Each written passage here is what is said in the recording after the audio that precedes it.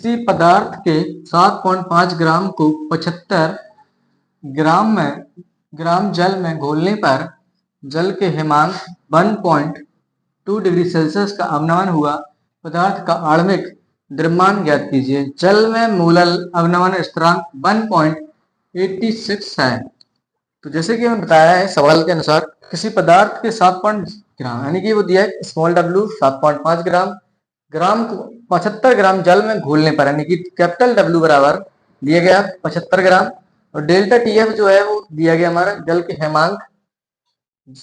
के हिमांक 1.2 degree Celsius. KF जो है अवनमन पदार्थ का आणविक द्रव्यमान ज्ञात की जल में मूलल अवनमन स्थिरांक यानी 1.86 दिया है। डेल्टा KF बराबर 1.86 दिया गया है स्मॉल m, यानी कि हमें निकालना क्या है, पदार्थ का आणविक द्रव्यमान ज्ञात करना है, तो स्मॉल m निकालनी है। तो हम जैसे सूत्र लगाएंगे, मैंने लिखा है सूत्र के लिए डेल्टा TF बराबर 1000 मल्टीप्लाई KF इंटू W बटे m इंटू कैपिटल W। तो जैसे कि हमने दिया है तो हमें डेल्टा TF बराबर मान दिया गया है, तो रखेंगे 1.2 बराबर 1000 मल्टीप्लाई KF का मान हमें दिया गया 1.86, और उसके बाद हमें W का मान भी दिया गया है ऊपर जो दिया गया 7.5 बटे, और स्मॉल m हमें निकालनी है,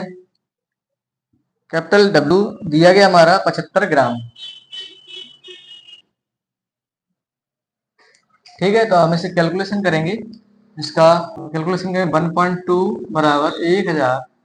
मल्टीप्लाई 8.6 मल्टीप्लाई दशमलव जब हम खत्म करेंगे तो m इंटू 75 की जगह एक जीरो बढ़ जाएगा, नीचे आएगा तो हो जाएगा नीचे,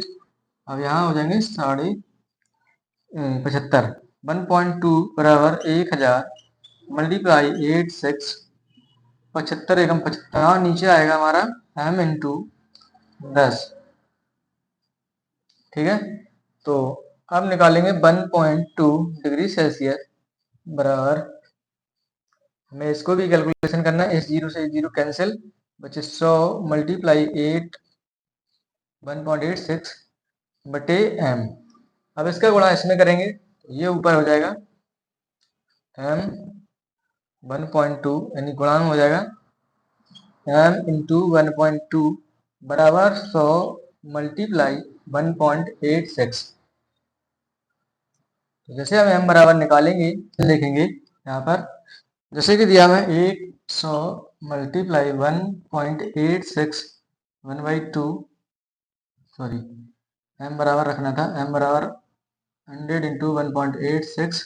1/2 यानी कि, तो इसका इसमें गुणा करेंगे तो m बराबर आ जाएगा हमारा 186 बटे 1.2।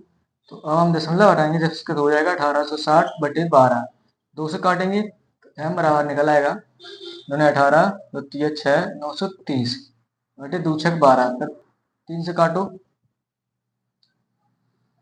m बराबर निकल आएगा हमारा 3 त्रिका 9 3 एकम 3 0 और 3 दूनी 6, 2 से कटेगा 2 एकम 2,